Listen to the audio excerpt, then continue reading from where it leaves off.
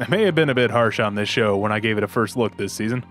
I made it out to be some sort of comedy black hole, drawing in all humor so it may never escape into the void, possibly breaking our laws of physics as it actually destroys information. That's a real concern, look it up. But having come back to the series and watched more of it, I have to walk back a few of my remarks. You see, this show had a really bad first episode. Not as bad as some of the first episodes this season, mind you. And yes, I'm throwing Yagate Kimi ni Naru or Bloom Into You on that list as well for its atrociously obnoxious editing early on. So I wanted to talk about that for a bit. There's a long-standing tradition in any episodic media consumption fandom, try saying that 10 times fast, that you shouldn't judge a book by its cover. The cover in this case being a 23-minute, give or take, first episode of the series.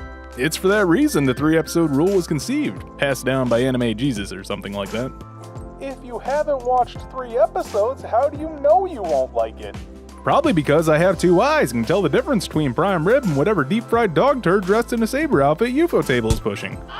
What I'm trying to say is I'm lazy, and I have other shows I could be watching. Ones that can actually hold my attention. Like something with boobs jiggling rhythmically or girls kissing. Preferably both. Tonari no Kyuuketsuki-san, or for the normies out there, Miss Vampire Who Lives in My Neighborhood, is a great example of why there is such a guideline in the first place. That doesn't necessarily mean watching 3 episodes is valid for all series released in a given season. So here's my lukewarm critique of the 3-episode rule, or me bitching about why first impressions matter for an anime. It honestly took me about 2 weeks to feel like giving lesbian lolly vampire moe fest another shot simply due to how bored I was when watching the first episode. As I mentioned in my first impression of the series, it felt as though they randomly stitched together gags from the 4 Coma with the loosest introductions with the main cast, and they just sort of expected the audience to feel invested or laugh at the lol main girl is weird joke. This harkens back to the comedy bedrock of a setup and subversion, which the show failed at spectacularly since the punchlines were telegraphed more than the Las Vegas lights in the Nevada desert at night. Each joke used the most obvious lol not really punchline for each of its setups that I'm sure even a 5-year-old could have seen coming. Someone with the most passing glance at vampire lore has probably heard that vampires can't enter a house unless they're invited. This was revitalized in pop culture by HBO's True Blood series, which I'm sure some people are shrugging right now saying, oh yeah, that certainly existed like 5 years ago. So when the main girl Akari asks her friend if she can't enter a house uninvited, Sophie replies that she can't because that would be rude. Now imagine that joke took half a minute to actually say. And this is indicative of the humor style employed throughout the first episode. There's no overarching plot for it, just jokes strung together with 2 characters. Comedic timing relies a lot on pacing, and this series inflates its jokes to tell them with no relation to one another so they exist in a vacuum. And that honestly couldn't hold my attention. The first episode was bad in that regard. But subsequent episodes are much better, at least from a structural standpoint. Later episodes introduce more characters to bounce off one another, so that limits the monotony in the humor a bit, but mainly they actually try to have a storyline for the episode. Be it Sophie going out during the day for a book signing or running Akari's lunch to her at school and getting duped into spending the day in her class.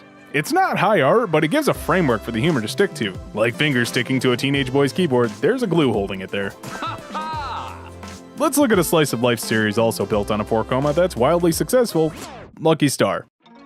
Granted, Lucky Star lacks the supernatural elements to establish, but I honestly think that's worked in Kyuuketsuki-san's favor, since it basically gift-wrapped the first episode for them and they refused to use it. Also, vampires are always more eye-catching than plain high school girls talking about video games. The first episode introduces us to our main cast. All of them, and sets you up for the humor you're in for. It's a show about everyday life, and the jokes are the type of things that people would talk about among their friends. But there's an interesting way to make the jokes pop that I felt Kyuuketsuki-san just didn't do.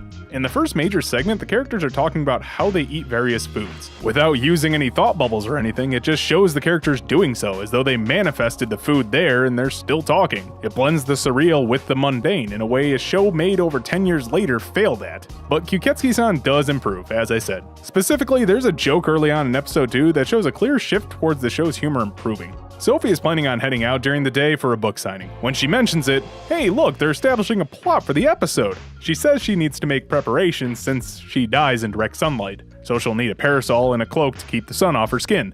That's treated as logical. There's your setup. Then the joke continues where it probably would have stopped in episode 1 with just an, oh, I guess you have that all thought out.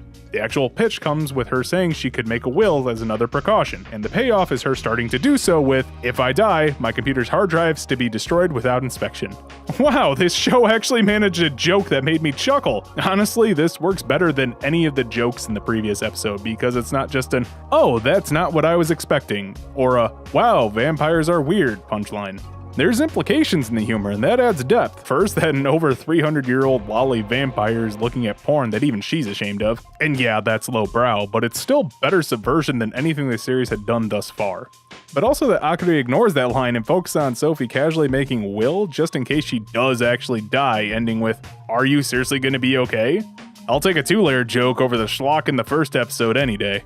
Moving forward from episode 2, the show improves quite a bit in both its setups and delivery, two foundations in any comedy-driven show.